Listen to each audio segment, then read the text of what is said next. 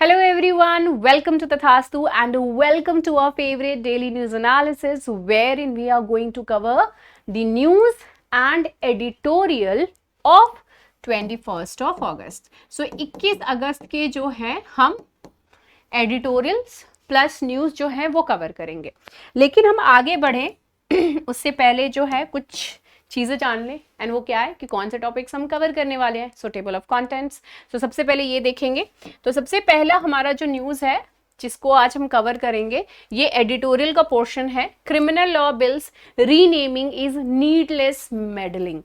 तो इसके बारे में जानेंगे कि एक्चुअली यहाँ पर जो ऑथर हैं वो क्या कहना चाह रहे हैं। अगला है हमारा pilot फेटिक in India, a wake up call for airlines. So basically क्या हुआ है कि अभी रिसेंटली आपने देखा होगा दो पायलट्स जो थे उनकी डेथ हो गई, ठीक है। Just with in a few days only this actually happened. तो वहाँ यही बात जो है यहाँ पे डिस्कस कर रहे हैं कि क्या हो रहा है एंड ऑल वर्ड, किस टाइप के रूल्स एंड रेगुलेशंस है, क्या चीज़ें हैं, कौन से जो मुश्किलें हैं ये झेल रहे हैं पायलट्स, वो सारी चीज़ें जो है हम यहाँ पर कवर करेंगे। बहुत सारी चीज़ें हैं। नेक्स्ट आता है हमारा ये जो कंट्रोवर्सी है, कच्चा थीवू कंट्रोवर्सी। ये भी रिसेंटली इस आइलैंड के बारे में जो है प्रधानमंत्री हमारे मोदी जी, उन्होंने इस चीज़ को रेज किए थे। श्रीलंका और इंडिया के बीच में आप यहाँ पे देख सकते हो कच्चा थीवू आइलैंड। तो ये आइलैंड को लेकर के क्या कंट्रोवर्सी है, हम इसके बारे में जानेंगे। फिर आता है हमारा आरबीआई का एक नया पायलट प्रोग्राम जो है, मतलब एक पायलट क्या चीज, new pilot for the frictionless credit. ये फ्रिक्शनलेस क्रेडिट से रिलेटेड क्या चीज, आरबीआई किस चीज के बारे में बात कर रहे हैं। ओके, तो हम इसमें भी जो है कुछ चीजें कवर करेंगे। एंड लास्ट में जो न्यूज हम कवर करने वाले हैं वो है लूना 25 से रिलेटेड।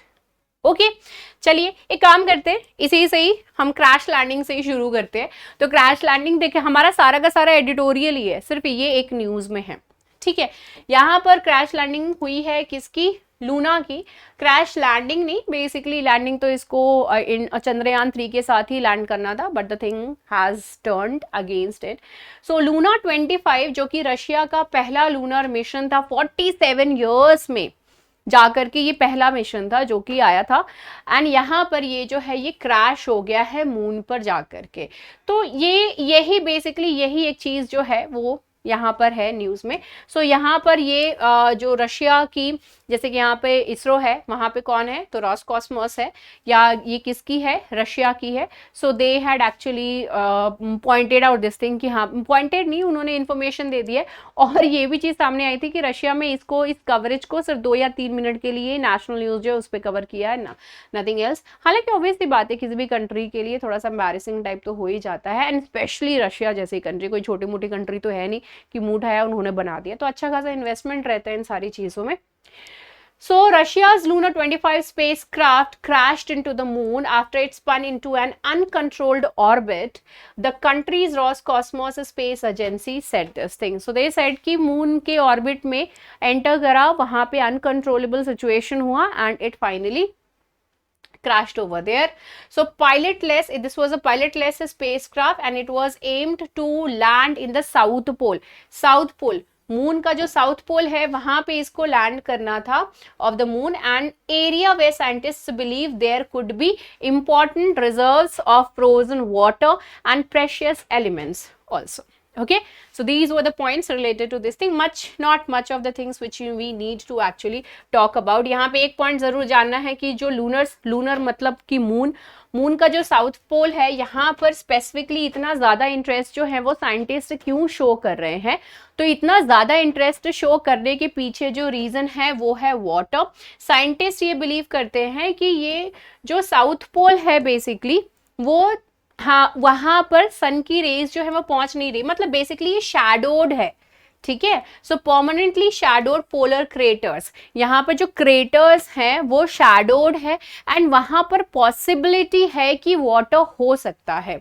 ओके, सो फ्रोजन वाटर की अवेलेबिलिटी वहां पे ये एक्सपेक्ट कर रहे हैं कि ऐसा कुछ वहां पर हो सकता है in the rocks, that future explorers could transform into air and the rocket fuel. So this is what it is being said कि हाँ भाई यहाँ पर ऐसा कुछ हो सकता है। इस वजह से ये जो साइंटिस्ट हैं, दुनिया भर के साइंटिस्ट बहुत ज़्यादा इंटरेस्टेड हैं कि साउथ पोलर में वहाँ पर जो ये मून का है वहाँ पर जाकर के लैंडिंग कर सके। चलिए, हम होप करते हैं कि हमारा चंद्रयान एकदम मस्त धांसू तरीके से जो है लैंडिंग करेगा and we will be celebrating over here for sure. So let's see the very first, यहाँ पर जो हम एडिटोरियल कवर करने वाले हैं वो है criminal law bills renaming is needless meddling. तो यहाँ पर अभी रिसेंटली जो बिल्स थे जिनका नाम इंडियन पिनल कोड को जो नेम चेंज कर दिया, ये जो क्रिमिनल कोड था, ठीक है, सीआरपीसी थी, उसको नेम चेंज कर दिया, एविडेंस एक्ट जो था उसका नेम चेंज कर दिया। तो ये नेमिंग को लेकर के बेसिकली यहाँ पर पॉइंट आउट कर रहे हैं, ना कि उसमें क्या चीजें दी हुई हैं। ओके, तो अभी जो इंडियन पिनल कोड थी उसको भारतीय न्याय संहिता का नाम दे दिया, क्रिमिनल कोड ऑफ प्रोसीजर जो था उसको भारतीय नागरिक सुरक्षा संहिता नाम दे दिया, और इंडियन एविडेंस एक्ट जो था इसका नाम इन्होंने भारतीय सांख्य बिल जो है ये नाम दे दिया। तो नेम आपको मैंने जब ये पहली बार ये बिल आए थे तभी मैंने आपको बताया था कि उसी टाइम जो है वो तमिलनाडु के जो चीफ मिनिस्टर हैं उन्होंने क्वेश्चन रेज किया था कि वाई नेम्स इन हिंदी, ठीक है, तो ये जबरदस्ती का इम्पोजिशन है। So this is what has been said over there. तो ये तो बहुत ही एविडेंट था स्टार्टिंग में, जैसे ही मैंने नेम देखे हिंदी में तभी मैं समझ गई थी कि हाँ भाई अब इस चीज को लेकर के कंट्रोवर्सी होने वाली है। ये चीज नहीं डिस्कस करेंगे कि हाँ उसमें क्या चीजें सही है गलत है, क्या नहीं होनी चाहिए, क्या होनी चाहिए, वो नहीं डिस्कस करेंगे, बल्कि नेम्स को लेकर के बहुत ज्यादा इशू यहाँ पर क्रिएट जरूर होगा। एक पॉइंट तो है भाई, हमारे पास एक ऐसा लैंग्वेज तो होना चाहिए ना कि जो थ्रू आउट इंडिया एक कॉमन लैंग्वेज हो, जो कि थ्रू आउट लोग समझे बोले। This is very necessary. Okay, खैर I am not going to comment कि कौन सा लैंग्वेज होना चाहिए कौन सा नहीं होना चाहिए, that's a different thing. Now these are the names unfamiliar and unpronounceable by more than half of the country's population. तो यहाँ पे ये कह रहे हैं कि हमारी जो आबादी है, हमारी आबादी के आधा से ज्यादा लोग जो है इसको बोल ही नहीं पाएंगे। तो ये कैसा नाम आपने दे दिया है कि आपके खुद की जो सिटीजन्स हैं वही इन नेम्स को नहीं बोल पाएंगे, ठीक है। Now moreover article 348 of the constitution states that the authoritative text of all acts passed by the parliament or state legislatures shall be in the English language. तो यहाँ पर ये क्या कह रहे हैं, जो आर्टिकल 348 है उसके हिसाब से अगर देखें कॉन्स्टिट्यूशन का जो हमारा आर्टिकल 348 है 348, उसमें ये चीज दिया हुआ है कि जो भी एक्ट्स होंगे, ठीक है, जो भी एक्ट्स के नेम्स होंगे, टेक्स्ट होंगे, वो सारे इंग्लिश में होने चाहिए। तो why the names are in Hindi over here. तो इसी चीज को लेकर के ये पूरा का पूरा जो है ये एडिटोरियल है। Okay, so this article discusses 3 new bills introduced in the Indian Parliament and इसका basically actually किस चीज को लेकर के इशू है, तो हिंदी नेम्स को लेकर के यहाँ पर इशू है। ये इंट्रोडक्शन तो मैंने आपको अभी दे ही दिया, क्या चीज है। Language and the legal regime की हम यहाँ पर अगर बात करें, the article reflects on the historical debates in the constituent assembly regarding the language. यहाँ पर ये बात कर रहे हैं कि जो इंग्लिश है वो अभी भी हमारा क्या है, ऑफिशियल लैंग्वेज है, ठीक है। तो इसको ऑफिशियल लैंग्वेज के तौर पे हमको कंटिन्यूड रखना चाहिए अनटिल अनलेस अगर इसको जो है हम डिसकंटिन्यू नहीं करते, ठीक है। So until discontinuation is approved by the state legislatures and as well as that of the parliament. तो जब तक स्टेट लेजिस्लेचर्स या फिर जो पार्लियामेंट है वो ये ऑफिशियल लैंग्वेज यानी कि इंग्लिश हमारी ऑफिशियल लैंग्वेज है उसको अगर चेंज नहीं कर दे तब तक तो इसको हमको कंटिन्यू करने की जरूरत है।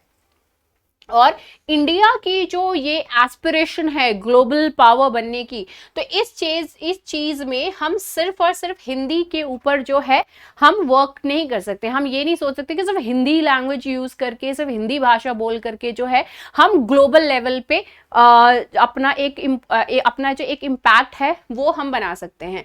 लेकिन ये पॉइंट को तो मैं भाई एकदम नकारना चाहूंगी। क्यों? क्योंकि रशिया की अगर बात करें वो अपनी लैंग्वेज में हर जगह बात करे, चाइना छोड़ो, ठीक है, रशिया को भी अगर छोड़ दे, चाइना की बात करें तो वो अपनी लैंग्वेज में हर जगह बात करते हैं। तो क्या चाइना का पावर कम हो गया है? So language I don't think so that is there any kind of problem when it comes to the global aspirations की अगर हम बात करें तो वहां पे भाषा को लेकर के तो ऐसा कुछ नहीं है। खैर article acknowledges the diverse linguistic landscape. अब यहाँ पर यही बात कह रहे हैं कि ये जो आर्टिकल है ये पूरा, ये किस चीज के ऊपर है, ये जो डाइवर्स लिंग्विस्टिक लैंडस्केप है, यानी हमारा जो पूरी भारतवर्ष है, हमारा ये जो भारतवर्ष है, यहाँ पर हर कदम पे भाषा, खाना, मतलब ये जो बोली है और खाना है, ये दोनों ही चेंज होते रहते हैं, थोड़ी थोड़ी दूरी पे इन सब में जो है आपको डिफरेंस देखने के लिए मिलता है। तो बहुत ज्यादा डाइवर्स है जब लैंग्वेज की अगर हम बात करें तो।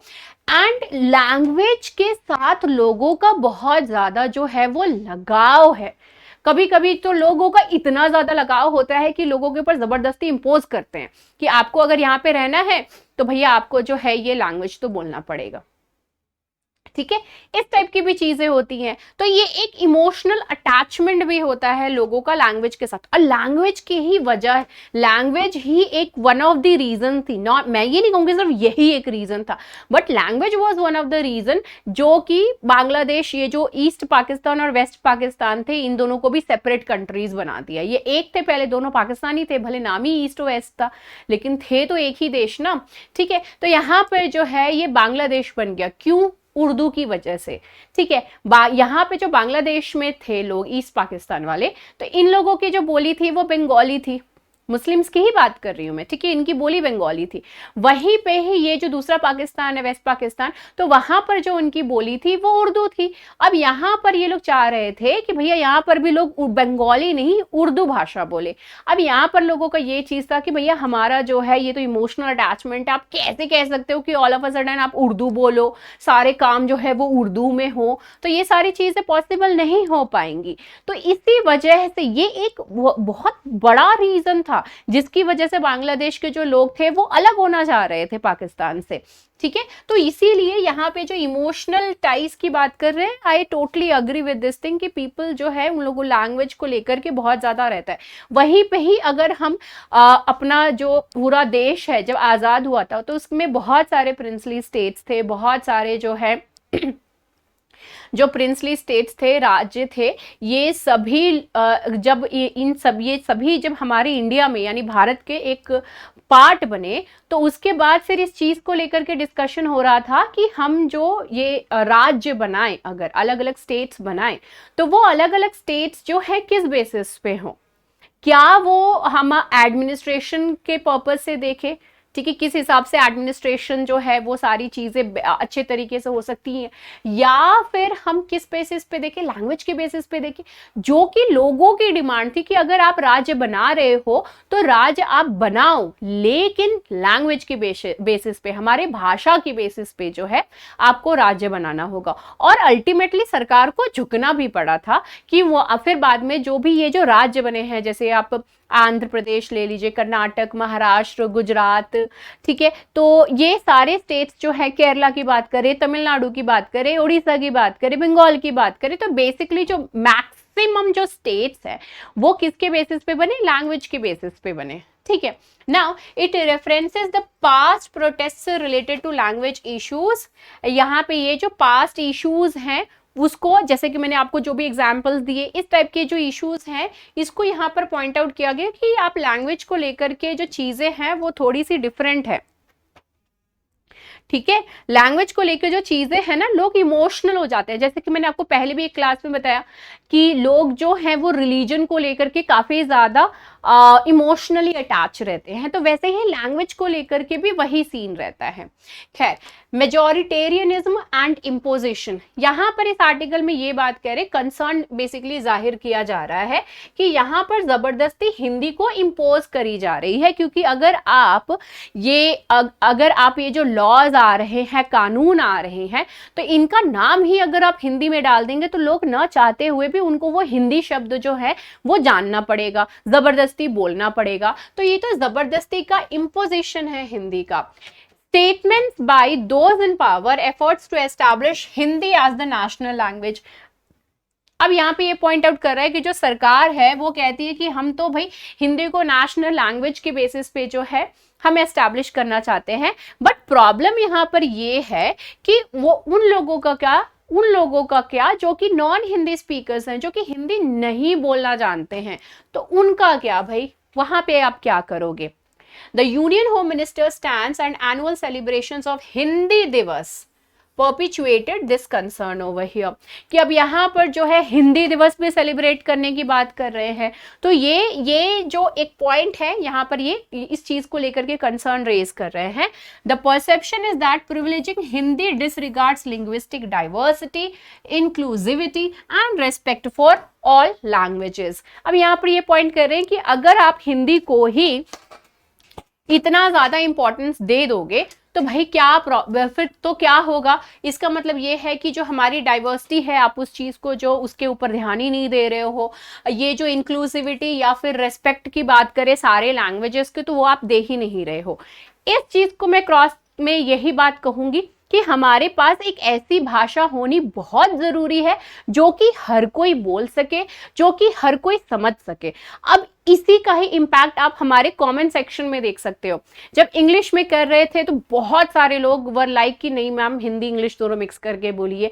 अब हिंदी इंग्लिश मिक्स कर रही हूँ, मिक्स है, इट्स नॉट लाइक कि कंप्लीटली हिंदी में बोल रही हूँ या फिर कंप्लीटली इंग्लिश में बोल रही हूँ। उसके बाद भी फिर कमेंट्स आ रहे हैं मैम इंग्लिश में करिए, हमको नहीं समझ में। तो ये एक लैंग्वेज, किसी भी लैंग्वेज को बनाओ, लेकिन एक लैंग्वेज तो हमारा एक कॉमन होना चाहिए ना, ताकि हम सभी लोग जो है उस चीज को बोल सके, समझ सके, क्योंकि ये चीज बहुत जरूरी है। Otherwise this is not possible. अगर कोई मुझे चाहेगा कि मैम नेपाली में बोलिए डीएनए, ठीक है, तो एक ही क्लास में मैं ना तो नेपाली में बोल सकती हूँ, ना हिंदी में बोल सकती हूँ, ना इंग्लिश में बोल सकती हूँ, ना बंगाली में बोल सकती हूँ, ठीक है, ना ही कन्नड़ा में बोल सकती हूँ। तो आप खुद सोचिए कि आप क्या मतलब पूरी की पूरी जो है वो सारी खिचड़ी तो बना के नहीं कह सकती हूँ, है ना। तो यहाँ पे दिक्कत ये चीज की है, एक लैंग्वेज तो होना जरूरी है, लेकिन यहाँ पे ये पॉइंट आउट कर रहे हैं कि हिंदी ही क्यों, हिंदी को क्यों, ठीक है।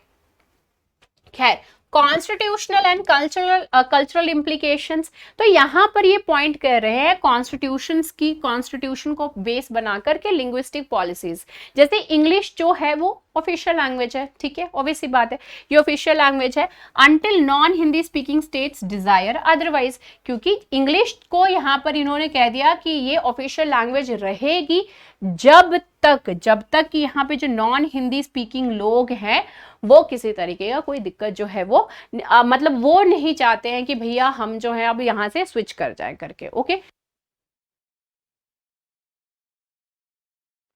ओके, तो the point over here is that कि ये क्या कह रहे हैं कि नॉन हिंदी वाले अगर चाहेंगे तब जा करके जो है यहाँ पर ये चीज होगी कि इंग्लिश को हटा करके हम दूसरी लैंग्वेज को अपनी ऑफिशियल लैंग्वेज बना लें। Imposing Hindi disregards this prerogative and challenges linguistic minorities over here. The author argues that privileging Hindi due to its higher speaking count is majoritarianism and contrary to the constitution over here. कि अगर आप हिंदी को impose करने की बात कर रहे हैं तो इसका मतलब आप majoritarianism जो है, ठीक है, तो मतलब जो ज्यादातर लोग बोल रहे हैं इसकी वजह से अब जो कम लोग हैं उनके ऊपर दबाव डाल रहे हैं कि आप भी बोलो करके। तो ये पॉइंट यहाँ पर ये पॉइंट आउट कर रहे हैं। The naming of the new bills is deemed unconstitutional. ये जो बिल्स के नया नाम दे रखे हैं इन्होंने, तो ये अनकॉन्स्टिट्यूशनल है, क्योंकि कॉन्स्टिट्यूशन के हिसाब से भी इन्होंने यहाँ पे पॉइंट आउट किया कि आप ऐसा नहीं कर सकते, क्योंकि एक जबरदस्ती का इम्पोजिशन वाली बात हो गई, ठीक है। आप क्या कर रहे हो, जबरदस्ती का हिंदी में इम्पोजिशन कर रहे हो। तो सेम चीज I can say for the other languages also. जैसे कि देखिए एनालिसिस है तो हर तरीके की पॉइंट्स जो हैं वो आपके सामने होना बहुत ज्यादा जरूरी है। जैसे कि अगर आप सपोज कि पंजाब में जाते हैं, पंजाब की वहाँ की किसी यूनिवर्सिटी या फिर कॉलेज से जो है पढ़ाई कर रहे हैं, ठीक है, वहाँ पे जो फॉर्म आते हैं that is also completely in Punjabi language only. तो जो नॉन पंजाबी स्पीकिंग है तो उनके लिए क्या पता अगर वो किसी और से फॉर्म फिल कराएं तो वहाँ पे जो है मिस्टेक्स हो जाए, देन व्हाट, ठीक है। तो वो भी तो एक तरीके की इम्पोजिशन ही है, ठीक है। तो आप इसमें इंग्लिश में भी नहीं दे रहे हो, हिंदी में भी नहीं दे रहे हो, सिंपली पंजाबी में दे रहे हो। What about other people, the same thing can be applied otherwise also. और वहां पे ये चीज दिया जाता है, पॉइंट आउट किया जाता है कि भाई ये जो है यहाँ पे ऑफिशियल लैंग्वेज पंजाबी है। तो एक इसे वही चीज मैं फिर से यहाँ पे दोहराना चाहूंगी, एक ऐसा लैंग्वेज होना हमारे लिए बहुत ज्यादा जरूरी है जो कि हर कोई समझ सके। अब चाहे इंग्लिश हो, चाहे हिंदी हो, चाहे उर्दू हो, मराठी हो, तेलुगु हो, जो भी हो, लेकिन एक लैंग्वेज ऐसा होना बहुत ज्यादा जरूरी है, अदरवाइज हमारे लिए दिक्कत है। क्योंकि बहुत सारे ऐसे लोग हैं, बहुत सारे ऐसे इश्यूज हैं जो कि हमारे सामने उभर करके नहीं आती हैं, एंड लोग रोजमर्रा इस टाइप की चीजें जो है वो फेस करते हैं। जैसे रिसेंटली ही एक वीडियो देखा कि भैया मैकडोनल्ड्स में जो है इशू हो गया, वाई, मराठी स्पीकिंग नहीं। एयरपोर्ट पे इशू है, क्यों, कन्नड़ा नहीं बोल रहे हैं, इस वजह से। So these kind of things, छोटी छोटी चीजों को लेकर के इशू बहुत बड़े हो जाते हैं। खैर, लीगल इम्प्लीकेशंस एंड प्रैक्टिकलिटी की अगर यहाँ पर बात करें, यहाँ पे प्रैक्टिकल चैलेंजेस को भी लेकर के बात कर रहे हैं हिंदी टाइटल्स को लेकर के लीगल डॉक्यूमेंट्स में। जैसे इंग्लिश की अगर यहाँ पर बात करें तो इंग्लिश जो है वो कोर्ट्स और लॉज की ऑफिशियल लैंग्वेज है, एंड यहाँ पर वही चीज with precedents, statutes and the judgments primarily in the English only। तो जजमेंट्स जो देते हैं वो भी बेसिकली मोस्ट प्रोबेबली जो है इंग्लिश में ही जनरली दी जाती है, जो कि ऑफिशियल लैंग्वेज है। तो वही पॉइंट यहाँ पर इस चीज को लेकर के कह रहे हैं कि भाई इंग्लिश में नाम देना चाहिए था, आप हिंदी में क्यों नाम दिए, इनका यही कहना है। Precision and clarity are crucial in the legal proceedings and the switch to the colloquial or the complex Hindi terms could hinder the effective legal communication over here। तो ये यहाँ पर ये पॉइंट आउट कर रहे हैं कि भाई आप इतना ज्यादा कॉम्प्लेक्स हिंदी टर्म्स अगर आप यूज करेंगे तो लीगल कम्युनिकेशन करने में दिक्कत होगा। ओके, नाउ इसके अलावा ये जो बिल्स के नेम को रीनेमिंग किया है तो उसको फिर से वही बात कह रहे हैं कि this is the unnecessary step which has been taken by the government। खैर, so this was it related to this particular article। इसमें बहुत सारे पॉइंट्स को कॉन्ट्राडिक्ट किया जा सकता है। खैर, नेक्स्ट हमारा जो एडिटोरियल है that is related to the pilots. So pilot fatigue in India, a wake up call for airlines. खैर, आप लोग भी अपने व्यूज जरूर बताइए कमेंट सेक्शन में कि आपको क्या लगता है कि कौन सा लैंग्वेज को हम ऑफिशियली घोषित कर सकते हैं। देखो, अगर हम इसका ना अलग तरीके से भी अगर सोचे, कॉलोनी थी हम, ठीक है, कभी ब्रिटिशर्स के, तो ब्रिटिशर्स ने अपने सहूलियत के हिसाब से इंग्लिश जो है वो इम्पोज किया हमारे ऊपर, ठीक है।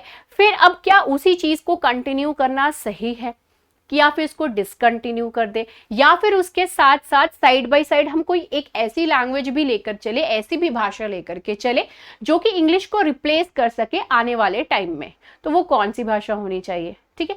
ये आर्टिकल बहुत अच्छा है, इसके ऊपर बहुत सारी चीजें जो है ना डिबेटेबल है ये बेसिकली, और बहुत सारी चीजें हम इसके ऊपर बात कर सकते हैं। खैर, pilot fatigue in India, a wake up call for the airlines. So अभी हाल फिलहाल में जो है पायलट्स की डेथ हुई है, उस चीज को लेकर के ये आर्टिकल जो है कंसर्न बेसिकली रेज कर रहा है। खैर,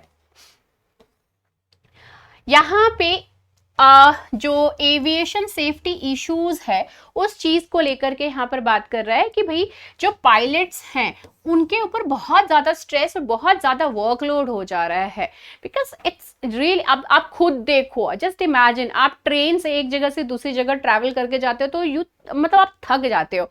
व्हाट अबाउट दोज जो एकदम पूरा अलर्ट होकर के उस ट्रेन को जो है रन कर रहे हैं, उनको भी तो मेंटल प्रेशर हो रहा है ना। तो just like that these people also. अब जैसे वन ऑफ द रिस्की, एकदम डेंजरस, अगर हम ये जो हैंगर्स की बात करें, हैंगर्स वो प्लेस जहां पर कि प्लेन जो है वो लैंड करता है, ठीक है, तो वो मोस्ट डेंजरस में अगर हम बात करें तो भूटान में आता है ऐसा एयरपोर्ट जहां पर बहुत ही कम पायलट्स हैं जिनको की परमिशन है वहां पे लैंडिंग करने की, वो इतनी ज्यादा डेंजरस है, ठीक है। अब इस पर्टिकुलर केस में अगर हम बात करें तो क्या है भाई, पायलट के ऊपर आप खुद समझ सकते हो कि कितना ज्यादा प्रेशर होगा, उसके ऊपर कितना मेंटल प्रेशर होगा कि इतने सारे लोगों की सुरक्षा की जिम्मेदारी है, खुद भी तो घर जाना है सुरक्षित, उसके भी तो फैमिली है, ठीक है। तो बहुत सारी चीजें होती है, तो एक स्ट्रेस होना और उसके बाद बैक टू बैक फ्लाइट्स देना, तो ये सारी चीजें जो है वो मैटर ऑफ कंसर्न है। It starts with a reference to the 1946 crash of Indian Airlines Caravelle flight due to engine fire shortly after takeoff, highlighting the role of the pilot exhaustion. यहाँ पर ये जो आर्टिकल है वो 1976 में जो crash हुआ था उसको लेकर के ये वहां पे सर स्टार्ट करता है कि अक्टूबर 12, 1976 में एक इंडियन एयरलाइंस कैरेवल फ्लाइट जो कि बॉम्बे से मद्रास जानी थी IC-171, ये क्रैश कर गया थोड़े ही टाइम में। जैसे ही बॉम्बे, उस टाइम बॉम्बे, तो बॉम्बे से जो थोड़े ही दूर ये गया ही था, उसके बाद ये क्रैश कर गया, जिसमें कि 95 पैसेंजर्स थे, वो सभी के सभी, उन सभी की डेथ हो गई। एंड इसमें बेसिकली हुआ क्या, इंजन जो था वहां पर आग लग गई थी। एंड ये जो लास्ट वर्ड्स थे KD गुप्ता जो कैप्टन थे, एंड इन्होंने कहा था was feeling sleepy, he was feeling sleepy, he was tired, he was exhausted। और उसमें जो है ये प्लेन जो है वो चला रहे थे, तो ऑब्वियसली आप मतलब प्लेन जो है वो हैंडल कर रहे थे, तो यू कैन अंडरस्टैंड कि आप जब भी आप फ्लाइट में, प्लेन में बैठते हो, तो आप अपनी जान की जो जिम्मेदारी है वो दे देते हो भैया पायलट के हाथ में। तो ये बहुत बड़ा इशू है। He had done the early morning Boeing departure to Delhi and back, spent the whole day in office and opted to operate the delayed Caravelle flight। तो इन्होंने क्या किया, दिल्ली से फिर जो ये दिल्ली तक फ्लाइट लेके गए, फिर उसके बाद वापस आए, उसके बाद जो है ये ऑफिस में ही बैठे हुए थे, रेस्ट नहीं किए थे, ऑफिस में ही बैठे हुए थे। फिर फ्लाइट लेट हो गई तो इनको कहा गया कि भैया आप लेकर के जाओ, तो ही वाज लाइक ठीक है, बट दो he was feeling really very sleepy, but still the same thing happened। The ill-fated plane was to operate the flight after the authorities had made 2 earlier futile attempts to fly the passengers to Madras on Boeing flight। One of the Boeings had a bird hit and the other had a snack। Passengers were also disconnected। So this was the whole, यहाँ पे इन्होंने जो है एक पूरा picture, एक scenario आपको create करके दे दिया कि भाई क्या चीज जो है ये फ्लाइट में बेसिकली हुई थी। करंट इंसिडेंट क्या हुआ है, पायलट्स की डेथ हुई है due to cardiac arrest and are presented raising questions about the aviation industries approach to pilot fatigue and sleep deprivation. आप जो है ना, वही तो मैं आपको एग्जांपल दी कि आप सिर्फ ट्रैवल करके जाते हो तो थक जाते हो, यार I just want to sleep for some a few hours and all, I am so tired, बहुत थक गए हैं, इस हिसाब से। तो यहाँ पर पायलट्स की डेथ हो गई है क्योंकि इनको कार्डियक अरेस्ट हुआ, दे वर एग्जॉस्टेड, थके हुए थे बहुत ज्यादा, स्लीप डिप्राइव थे एंड फेटिक था, इन सारी चीजों की वजह से। तो यहाँ पर क्वेश्चंस बेसिकली रेज किया जा रहा है कि एयरलाइन की मैनेजमेंट को लेकर के, उनके रेगुलेशंस को लेकर के, भाई आप जो है पायलट्स का सेफ्टी, पायलट्स की जो हेल्थ है वो बहुत मैटर करती है, क्योंकि नींद बहुत बड़ा फैक्टर है। भाई आप एक दिन 14 घंटे पढ़ाई कर लोगे, एक दिन 16 घंटे पढ़ाई कर लोगे, 2 दिन कर लोगे, 3 दिन कर लोगे, लेकिन उसके बाद जो है ना टोटली एग्जॉस्ट कर जाओगे। उसके बाद यू विल बी लाइक भाई सो जाए, कुछ दिन मेरे को सोना है, ऐसा फीलिंग आएगा। तो वही चीज यहाँ पर भी है। तो यहाँ पर पैसेंजर्स की सेफ्टी को प्रायोरिटी देनी जरूरी है, रैदर देन कि हमने इतने फ्लाइट्स उड़ा दिए, इतने फ्लाइट्स जो है हमारे चल रहे हैं, इन सारी चीजों के ऊपर।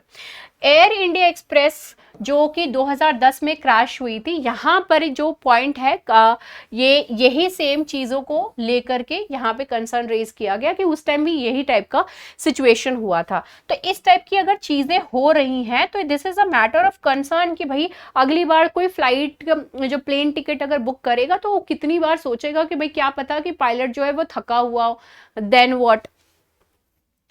अब रूल्स एंड रेगुलेशंस की बात करें तो यहाँ पर ये पॉइंट आउट कर रहे हैं कि ये इनएडिक्वेट है, ठीक है। तो जो flight and duty time limitations है, रेस्ट पीरियड है, रेस्ट का जो टाइम पीरियड है, ये सभी चीजें जो है ये इनएडिक्वेट है। क्या पॉइंट आउट कर रहे हैं कि इनएडिक्वेट है, इन सारी चीज मतलब रूल्स इनसे रिलेटेड जो है वो इनएडिक्वेट है। यहाँ पर ये क्रिटिसाइज करती है article the lack of understanding of the risk involve, कि अगर सपोज की ड्यूटी टाइम ये एक्स्ट्रा वर्कलोड लेकर के चल रहे हैं, इनको रेस्ट प्रॉपर नहीं मिल रहा है, तो ये लोग ये नहीं समझ रहे हैं कि इसके पीछे कितना रिस्क है। कि आपने पायलट्स को जबरदस्ती इस तरीके से बोल तो दिया कि भाई जाओ आप जो है प्लेन को मतलब एक जगह से दूसरी जगह लेकर के जाना है, ठीक है, आप हो करके आओ, but it's quite easy to say like this, but what if crash हो जाए तब तो आपकी पूरी की पूरी जो एयरलाइन है उसके ऊपर एक क्वेश्चन मार्क लग जाएगा कि लोग बहुत बार सोचेंगे वहां पे उस पर ट्रैवल करने के लिए। सो थोड़ा लॉन्ग टर्म सोच करके काम करें। यहाँ पर ये जो बात कर रहा है ये आर्टिकल कि जो रेगुलेशंस हैं उसको रिव्यू करने की ज़रूरत है एंड सेफ्टी रिस्क जो है इसको थोड़ा बेटर तरीके से कंसीडर करने की हमको यहाँ पर ज़रूरत है। पायलट्स के ऊपर जो है उनके हेल्थ के ऊपर हमको ध्यान देने की बहुत ज़्यादा ज़रूरत है। जो उनके ऊपर जो स्ट्रेस होता है ये, एंड स्पेशली जब लैंडिंग करना होता है वो बहुत ही ज़्यादा स्ट्रेसफुल टाइम पीरियड होता है, तो वहाँ पर इन सारी चीज़ों को भी ध्यान देना बहुत ज़्यादा ज़रूरी होता है। Differential treatment of the crew, यहाँ पर बात कर रहे हैं कि जो ग्राउंड स्टाफ होता है और जो फ्लाइंग क्रू मेंबर्स होते हैं तो इनको इनके भी रेस्ट पीरियड, मतलब इन दोनों के बीच में भी जो है एक तरीके से डिफ्रेंसिएशन होती है कि अलग अलग तरीके से इनका रेस्ट टाइम पीरियड होता है। इससे ये पता चलता है कि जो ग्राउंड स्टाफ हैं इनके पास ज़्यादा ऑफ डेज होते हैं as compare to the flying crew members. जो फ्लाइंग मतलब जो प्लेन में बैठ करके जा रहे हैं, एयर हॉस्टेस हो गए नॉल, तो ये जो क्रू मेंबर्स हैं इनके पास कम ऑफ टाइम पीरियड, मतलब रेस्ट करने का कम टाइम पीरियड होता है as compare to the ground staff. Medication and self medication की हमें बात करें, जो pilots taking medications due to demanding schedules and self medication is also another kind of issue over here. It points out the insufficient time at home and strenuous flight schedules. तो यहाँ पर जो है ये लोग अपने घर पे कम टाइम दे रहे हैं, फ्लाइट शेड्यूल इनकी काफ़ी ज़्यादा टाइट है, तो इन सारी चीज़ों की वजह से वो खुद के ऊपर ध्यान नहीं दे पा रहे हैं। तो यही पॉइंट, मतलब पूरा का पूरा सिस्टम में, पूरे आर्टिकल में बेसिकली यही बात कह रहे हैं कि इनकी हेल्थ के ऊपर, इनके रेस्ट के ऊपर, इनका जो स्पेसिफिकली रेस्ट होता है उसके ऊपर ध्यान देने की ज़रूरत है। जो रूल्स एंड रेगुलेशंस है उसको रेगुलेट करने की ज़रूरत है, उसके ऊपर ध्यान देना है कि if there is any kind of change which has to be done तो चेंज करो, नहीं है तो मत करो। तो इस टाइप की चीज, मत करो वाला तो सीन ही नहीं है, क्योंकि जैसा सिचुएशन देखने को मिल रहा है तो डेफिनेटली चेंजेस तो रूल्स में लाने की बहुत ज़्यादा ज़रूरी है, उसको प्रॉपर तरीके से इंप्लीमेंट करना भी जरूरी है। ओके, चलिए अब हमारा जो नेक्स्ट टॉपिक है वो है रिलेटेड, ये टेक्स्ट एंड कंटेक्स्ट का पार्ट है, कच्छातीवू कंट्रोवर्सी। इसको लेकर के ऑलरेडी एक वीडियो तो है वैसे हमारे चैनल पर, बट ये फिर से टेक्स्ट एंड कॉन्टेक्स्ट में आया हुआ है तो we need to discuss this thing. तो कच्छातीवू को लेकर के ये जो है न्यूज़, ये आर्टिकल है। So this is the that particular island, छोटा सा आइलैंड है जो कि श्रीलंका एंड इंडिया के बीच में है। तो यहाँ पे आप देख सकते हैं कि रामेश्वरम और यहाँ पर जो है Mannar island of the Sri Lanka बीच, ये जो है आप यहाँ पे देख सकते हैं गल्फ ऑफ मन्नार, ये पाक स्ट्रेट है, ठीक है। तो यहाँ पर ये जो है आप देख सकते हो, this is the Katchatheevu island यहाँ पर, ठीक है। ये आर्टिकल में ये जो डिबेट है वो कच्छातीवू आइलैंड को लेकर के ये स्टार्ट है। यहाँ पर जो मतलब ये पूरा आर्टिकल है इसमें क्या बात कर रहा है, तमिलनाडु के जो चीफ मिनिस्टर है MK स्टालिन, इन्होंने he has actually call for retrieval of this island from Sri Lanka, कि श्रीलंका से हमको भाई ये आर्टिकल, ये जो आइलैंड है वो वापस दो, हमको वापस चाहिए, ये यहाँ पर बात कर रहे हैं, ठीक है। क्यों? क्योंकि जो बहुत सारे फिशरमैन हैं वो बेसिकली इशू जो है वो फेस कर रहे हैं, एंड जो हिस्टोरिकल बैकग्राउंड एंड सिग्निफिकेंस है कच्छातीवू की, उसको लेकर के यहाँ पर अब जो है वो एक तरीके से डिमांड हो रहा है कि भाई इसको जो है वापस लिया जाए। खैर 1974 में, हिस्टोरिकल बैकग्राउंड की बात हो रही है कि 1974 में, 1974 में इंडिया और श्रीलंका जो है उन्होंने एक अग्रीमेंट साइन किया जहां पर कि दोनों ने बेसिकली अपनी बाउंड्री जो है वो सेट करी between the two countries including the Kachchatheevu. यहां पर इन्होंने क्या किया, अपनी बाउंड्री बेसिकली जो है वो सेट डाउन करी कि हमारी बाउंड्री यहां से यहां तक है। Okay, while the fishermen from both countries traditionally use the islet for the fishing, a subsequent pact in 1976 prohibited fishing the area without respective countries permission। अब कच्छातीवू में ये बात कर रहा है कि पहले जब स्टार्टिंग 1974 में ये चीजें हुई तो उस वक्त जो है ये आइलैंड बीच में आता है, तो दोनों तरफ से जो मछुआरे यानी फिशरमैन आते थे तो कच्चा दीवू का ये आइलैंड का इस्तेमाल करते थे। लेकिन 1976 में जो है वो चीजें अब चेंज होने लगी, यहाँ पर जो है कंट्रीज का परमिशन लेना जरूरी पड़ गया था in order to go over there. Tamil Nadu fisherman hope the islets retrieval would resolve illegal crossing of the international maritime boundary. देखिए जब आप पानी में हैं तो आपको पता कोई लाइन थोड़ी है भाई कि जिससे पता चल जाए कि भाई यहाँ से जो है ये जो एरिया है वो श्रीलंका का है, ये एरिया जो है वो इंडिया का है, तो that is not there. Okay, तो यहाँ पर ये जो फिशरमैन्स हैं या फिशरमैन हैं यानी जो मछुआरे हैं वो ये सोच रहे हैं कि अगर ये कच्चादीवू आइलैंड जो है वो फिर से हमारा पार्ट अगर बन जाता है तो इसकी वजह से जो international border maritime boundary line को बार बार क्रॉस करने की वजह से इनके ऊपर केसेस हो जाते हैं, इनको अरेस्ट कर लिया जाता है, तो उस टाइप की चीजें जो हैं वो नहीं होंगी if something like this actually happens. Negotiations and historical claims की अगर हम बात करें, सो कच्चादीवू की सॉवरेंटी की अगर हम बात करें तो यहाँ पे श्रीलंका जो है वो हमेशा से इसके ऊपर क्लेम करके रखा है that it belong to them due to historical occupation by the Portuguese, कि पोर्चुगीज ने जो है कच्चादीवू को कैप्चर करके रखा हुआ था, वो एरिया उनके अंडर में आता था, तो इसका मतलब ये हमारे अंडर आता है। इंडिया जो है इस चीज में क्या कहता है कि राजा रामनंद जो है वो कह रहे हैं कि उनके टाइम पीरियड से ये हमारे अंडर है। 1974 में ये जो डिसीजन लिया गया कि हम ये जो एरिया है ये बेसिकली हम क्या करेंगे, we will be transferring this thing. The islet generated opposition with many political parties opposing the move. Tamil Nadu chief ministers including M. Karunanidhi and Jayalalitha had also advocated for its retrieval. So यहाँ पर ये कह रहे हैं कि 1974, ठीक है, आपको ध्यान में होगा कि 1974 के आसपास ही जो है 75 इमरजेंसी का टाइम पीरियड, तो इस टाइम पीरियड में ये इसी से पहले जो है इसको बेसिकली दे दिया गया था, जिसका कि ऑपोजिशन पार्टी ने बहुत ज़्यादा विरोध किया था, जिसमें कि एम करुणानिधि एंड जयललिता जो हैं इन दोनों ने भी इसका बहुत ही स्ट्रांगली ऑपोजिशन किया था, ऑपोज किए थे इस चीज़ को लेकर के। गवर्नमेंट का जो पोजीशन है और जो सब्सिक्वेंट डेवलपमेंट्स यहाँ पर अगर देखें तो इस आर्टिकल में जो कच्चादीवू का इशू है वो अभी कुछ कह नहीं सकते कि क्या सीन चल रहा है।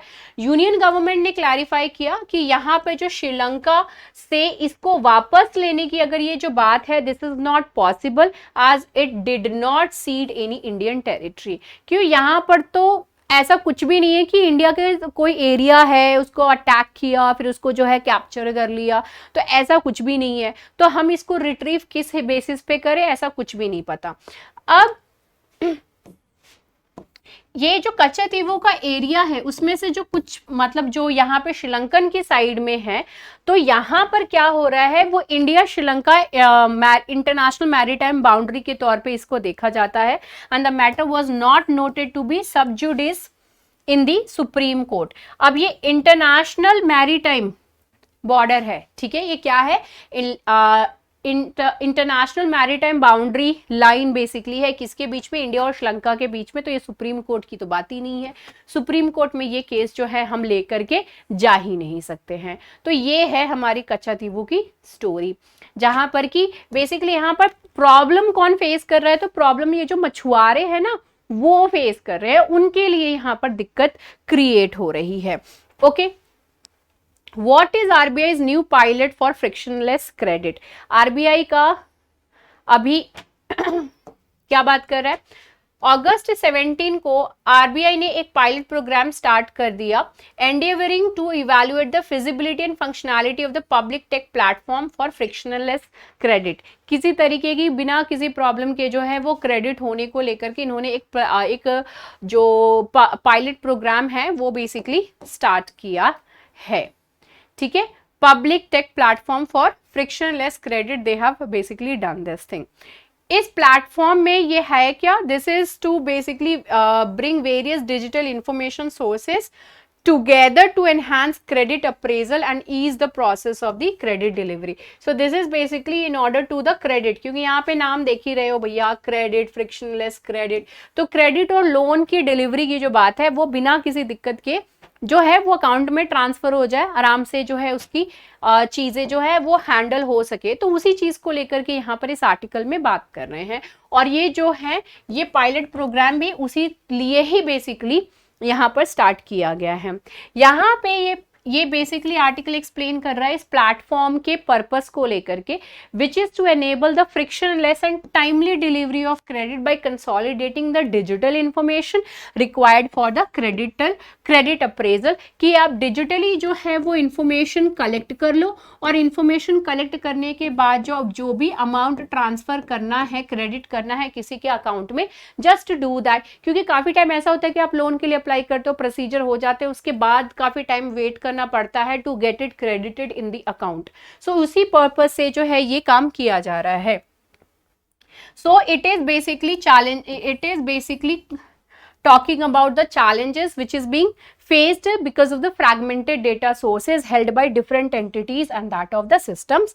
The platform aims to improve credit assessment based on factual information, thus facilitating credit access for a broader range of the borrowers over here. So this is the kind of, यहाँ पे जो है ना basically क्या होता है, कुछ information उधर है, कुछ इन्फॉर्मेशन उधर है, कुछ इन्फॉर्मेशन उधर है, तो अब क्या करो, डिजिटली सारी चीज रखो तो एक जगह पे सारा इन्फॉर्मेशन मिल जाएगा, ठीक है, चेक किया, एवरीथिंग इज फाइन, क्रेडिट कर दो। ओके, सो ये यहाँ पर इसी चीज को लेकर के ये प्लेटफॉर्म को बात कर रहे हैं, इसी प्लेटफॉर्म से रिलेटेड इस चीज को लेकर बात कर रहे हैं। यहाँ पर क्या बात कर रहा है, the concept of digital delivery of credit and loan and the importance of the credit appraisal, that if we are doing this thing digitally, everything is being done digitally, तो काफी ज्यादा इजी, काफी ज्यादा फास्टर तरीके से ये काम जो है वो हो सकता है। It emphasizes that the credit appraisal process evaluates a borrower's capacity for the repayment and adherence to the credit agreements over here.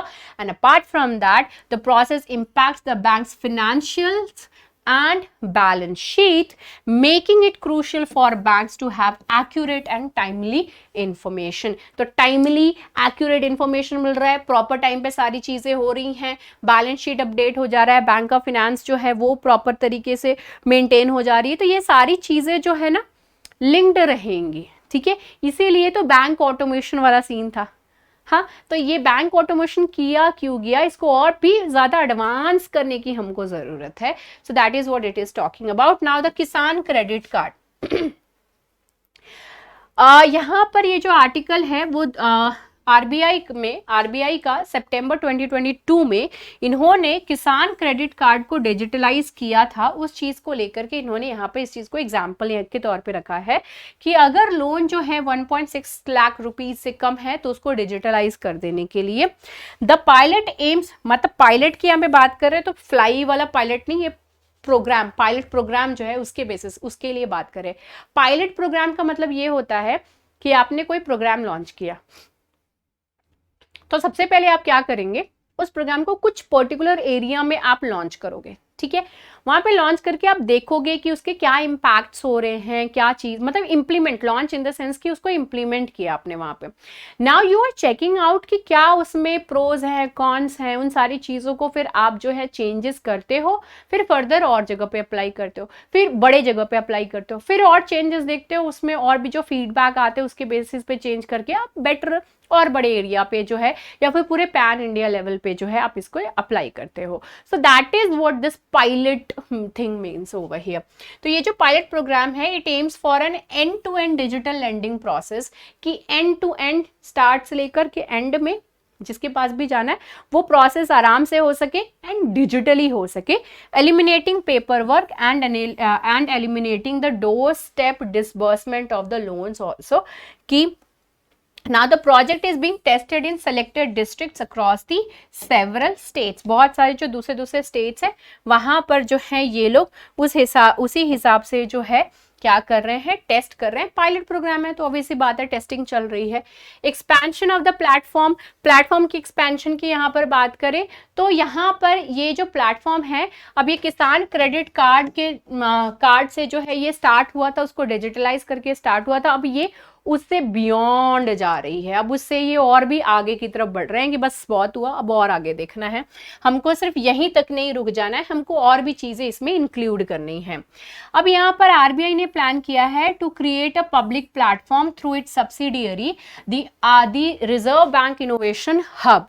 The platform's open architecture and standards would facilitate seamless connectivity for various financial sector players such as that of the banks over here।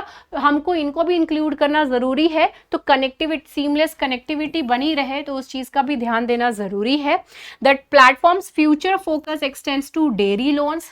यहाँ पे आप देख सकते हैं कि बाद में ये आगे जो अभी जो है ये पूरा इंफ्रास्ट्रक्चर उस हिसाब से डेवलप करने की बात कर रहे हैं। फिर कह रहे हैं कि हम dairy loans, MSME loans, personal loans और जो होम लोन्स हैं, ये सभी के ऊपर फोकस करने की बात कर रहे हैं कि हम ये सभी के ऊपर फ्यूचर में ये सारी चीज़ें जो है सीमलेसली एंड टू एंड काम हो सके, ऑनलाइन मतलब डिजिटली ये सारी चीज़ें हो जाए। उस चीज़ के लिए आपको ये जो फ्रैगमेंटेड इन्फॉर्मेशन है जिसकी वजह से इतना डिले हो जाता है कोई भी चीज़ में, लोन ट्रांसफर में, तो वो सारी चीज़ें जो है वो नहीं हो।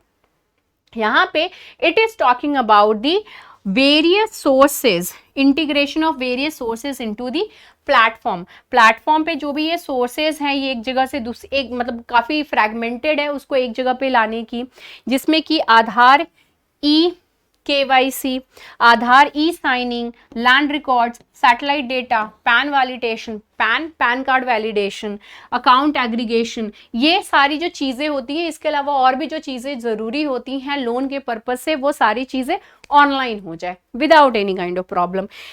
These data sources would help assess farming operations and borrowers financial profiles and essential for the loan evaluation। क्योंकि obviously बात है, ये सारी चीज़ें जो हैं वो लोन इवैल्यूएशन के पर्पज से ज़रूरी रहती हैं, तो ये सभी चीज़ें जो हैं वो आराम से हो सके, सो दैट इन फ्यूचर हम जो है सारी चीज़ों को डिजिटलाइज कर सके। ओके, चलिए, सो दिस वाज इट। इसके बाद जो है लूनर वाला ही था, ठीक है। चलिए, so this was it related to our daily news analysis. I hope you people enjoyed it. See you in the next video. Bye bye, take care and have a great time.